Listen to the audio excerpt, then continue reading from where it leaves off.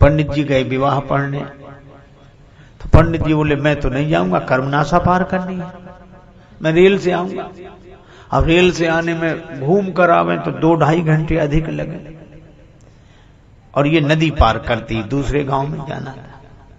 समाधान ना मिले तो एक पहलवान था युवक, उसने कहा पंडित जी हम आपका धर्म नष्ट नहीं होने दें, आप हमारे कंधे पे बैठ जाए।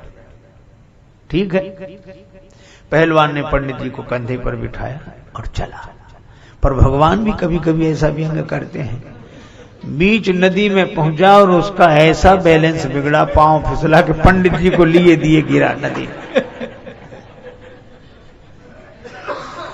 अब तो पंडित जी बड़े क्रोध में कांपे, मेरा धर्म नष्ट हो गया और काशी का वास इतने दिन किया और कर्मनाशा में तूने सारे पुण्य नष्ट करा दिए। अब सब लोग हाथ जोड़े और वो बहुत नाराज। एक सज्जन ने कहा कि पंडित जी पुण्य नष्ट अब नहीं हुए, पुण्य नष्ट तो तभी हो गए थे जब आप इसके कंधे पर बैठे। कैसे?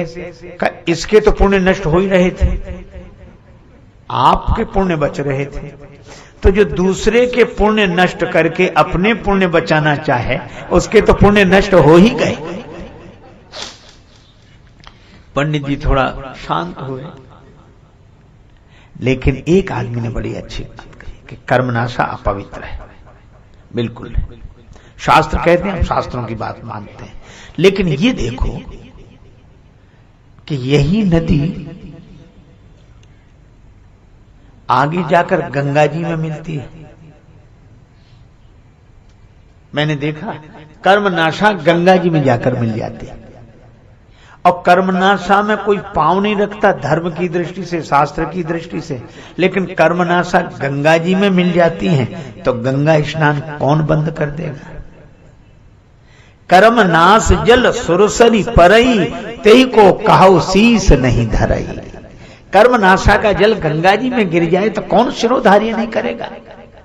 बस यही है, जब तक वो कर्मनाशा है तब तक शास्त्रों का नियम उसके लिए है, और जैसे ही वो गंगा जी में मिल जाती है वैसे ही शास्त्रों का नियम उसके लिए नहीं है। मैं भी आपसे यही कहता हूं, जब हम अपनी वर्ण जाति में रहकर अभिमान रखते हुए उसका पालन करते हैं तो शास्त्रों के नियम पूर्वक चलना चाहिए। लेकिन जिस दिन राम भक्ति जहां सुरसरी धारा, भगवान की भक्ति में हम अपने जीवन को मिला दें, उसी दिन शास्त्रों के नियम हमारे लिए दूसरे हो जाते हैं। पर उसी दिन होते हैं, शास्त्र की मर्यादा है, पर यह शास्त्र से ऊपर, जिसको स्वामी रामानंद जी महाराज वैष्णवाचार्य, उन्होंने बड़ी सुंदर बात कही एक चौपाई में, जाति पाति पूछे नहीं कोई, हरि को भजे सो हरि का होय। और उनका गोत्र अच्युत गोत्र, और कैसे कैसे संत बनाए गए। आप देखो रविदास जी को उन्होंने शिष्य बनाया, माता मीरा जी ने गुरु मानते हैं। क्यों? क्या शास्त्र मर्यादा का ध्यान उन्हें नहीं था? लेकिन शास्त्र मर्यादा से अधिक भी भगवान की भक्ति